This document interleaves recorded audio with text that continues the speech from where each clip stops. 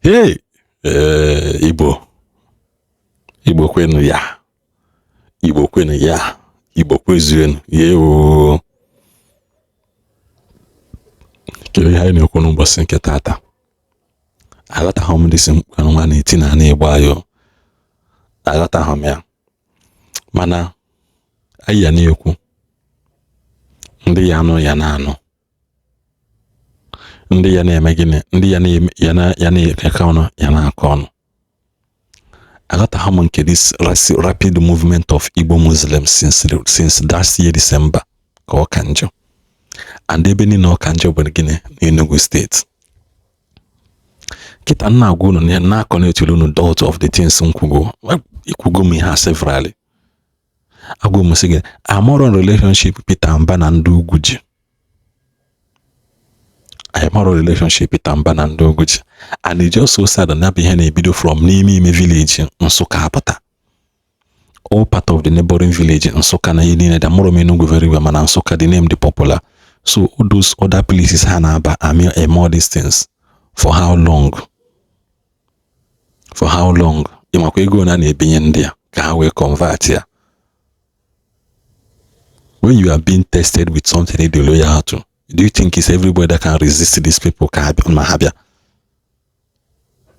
Do you think? Do you agenda mere research ke male go ne Rochas na adogbu ndị Hausa na convert mgbe ahụ nwe Rochas Foundation. Mgbe ahụ nwe Rochas Foundation n'ugwu Hausa, male go na combine na adogbu ya.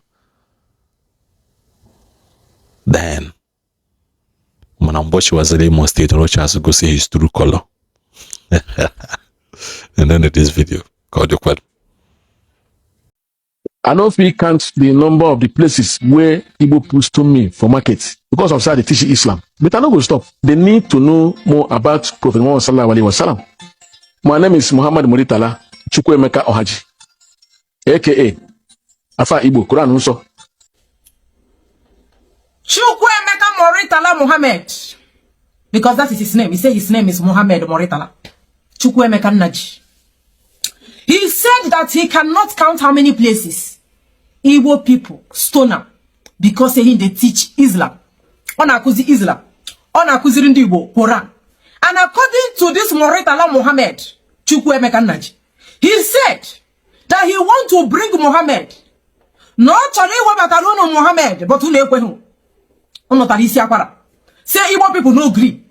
If you watch the complete of this interview is 3 to 4 minutes. He said Yoruba have accepted Islam.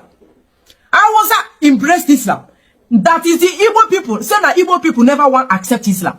That is why it is very difficult to penetrate. And anytime when they see him for Igbo market, and he's teaching, more like doing evangelism, evangelizing, and trying to draw souls to Islam. That anytime he attempts to do evangelism for Prophet Muhammad, Igbo people go to throw him stone inside market and other places where they see him. Now, Muritala Naji, you said that anywhere, if Igbo man see you, they go to stone you, and katu wogo makageni, nena in a teach Islam. You want to bring Islam to Southeast or to an Igbo. There is a reason why they were pursuing you. It gets reason. It is either you have started practicing the pedophile, or you have bring Sharia law. Our culture and tradition in Igbo land stands against Sharia, stands against child marriage, stands against Iharuana or Igbo in the name of Allah. Muritala, are you hearing me? Igbo land. Allah Akbar, to shout Allah Akbar to Puani Igbo mother. I know so it's a sacrilege of one son. Of one son in an Igbo. That is why we do not practice Islam. We don't practice Muslim. I do against it in our place. I say go and watch the video. The complete interview of this Muritala Muhammad. He said that Yoruba, to bring Islam for Yoruba land, they're very easy. And I was then get them already. But Igbo, even Niger Delta, not easy to bring Islam for other regions. Not do what are easy.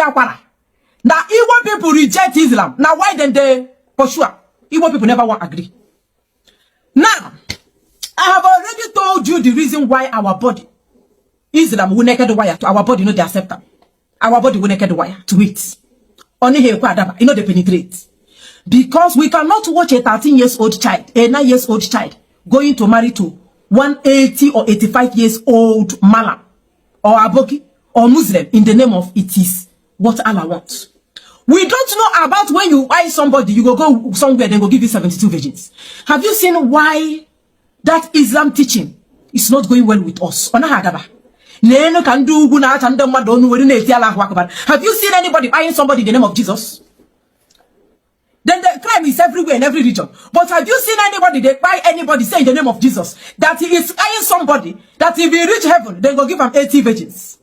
And some of them are arguing that in the Old Testament for Bible, that blasphemy is there. There was a time in the book of Moses and Abrahamic law that, the law there also give right to anybody that commits blasphemy or that do one or two things still, or this as committing atrocity, fornication and all of that, for them to stone them. Say it's written in the Old Testament. And I asked them, have you seen any Christian practicing that rules or regulation or that thing where they do for Old Testament? Have you seen any Christian today? We know that our pastors are into fraudulent activities. We know that our pastors are extorting.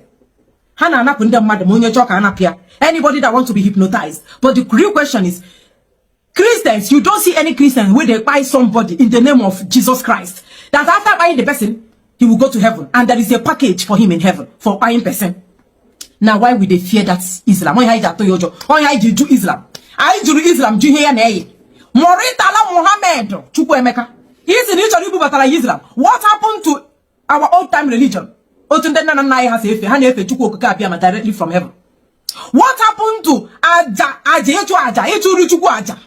The old way our forefathers, our ancestors were worshiping God. Even if you say that Ike Christian, Christianity don't tire you in Islam. Ike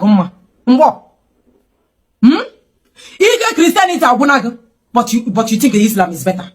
And because Islam is better, I did not say you should not practice Islam, but don't force it on us. You know, go enter. Nobody will force Islam on Undibo. Amandaba. Undibo. We are alien to that. Yes. Our thing. It's not our thing. Never has it been our thing. And that is why. Because in Islam, if you don't accept, you may accept by force. He said that they threaten you, but that is, you go free. For Christianity, if they want to bring you to Jesus Christ, they will show you love. Sometimes they buy you food. When we were living in the north, I remember that church. They will always bring rice, beans, potato, different things. When that was useless in northern part of Nigeria, Kano State. When that was do good and that useless. One church like that, and then we tell more like a relief material, because they destroyed everything we had, everything. That is why Islam accepts. Because I don't know the Christian, what they did to us, the pains we received in the north. Christianity no go do them to us. It can only be Muslim, Islam. The people that destroyed my father and his livelihood were Muslims and not Christians. That is why we will never accept it. When you know me, or when you know Meru, Kaina Bata Islam na Nibo. Moretala, are you hearing what I'm saying? I have never heard that Christians put up now worship in the name of Muhammad. How would he give Wayoko for one or two reasons, but not in the name of Jesus Christ? I never hear say Christians burn properties in the name of Jesus Christ, but Muslims, they destroy lives and properties in the name of Muhammad. It's in name evangelism. You want to Islamize an Igbo. Kaya chanondoka. Kaya chandoka where yawaze Muhammad. Aye buzo ya chandoka before ya na ya Prophet Muhammad you moretala. Oh, if you don't have this one moretala Muhammad. Chene ni gechichi. Iburu na Quran nisi. Huh? You put the Quran nisi, then you want to come and preach it. You want to come and preach jihad for us. You want to come and preach Quran for us. I go to the Bible or Quran ga yeti nisi. I go to the Old Testament and New Testament. Ni me Quran ka meje. Listen to me. In Islam, then they marry 5 years, 6 years by force. In Anibo, one in Akaka. One ya Akaka, and nobody go force her to marry. Now she go bring suitor. And all ya go or you have been a kure. anya ha to we ni mekure ka ọ na service one alahaji ka ọ na service alahaji from kure o ye eje akwụkwọ o ye agụ na akwụkwọ o ye jide PhD master's degree BSc all the degrees she go get her. Then she will come and say, Daddy, you get one man why I see I'm interested in this man. Bless us, bless this marriage. Nna ya we si ko je cheneche o chewe eye buzo je na ajuju je ajuju an maka na aju as no aju ajuju an aju ewi ke je joy bo nwoke si we puta after the father must have done investigation eju ajuju the father would now come and say, my daughter, you can go ahead, or my daughter, you will not. But in Muslim, in Islam, as your daughter, they reach 7 years, I saw one 75 years old man, no we honorable period. No, the man go ya no one son, and the Alhaji don't sleep with them before she starts seeing period. Don't bring it in our place. Ayachoroya. Moredala, we don't want it. We do not want it. And that is why it will not fly. You see why you go enter that place, they preach Allah Akbar.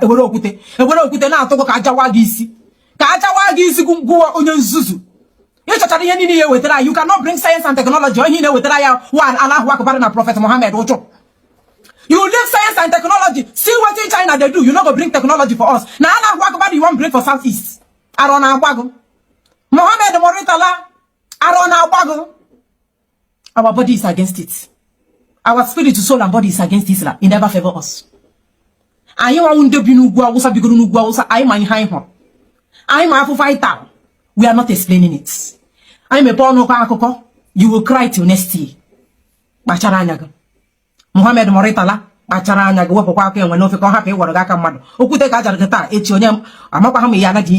Because our people are very angry. I know you know whether I am poor, which he go anya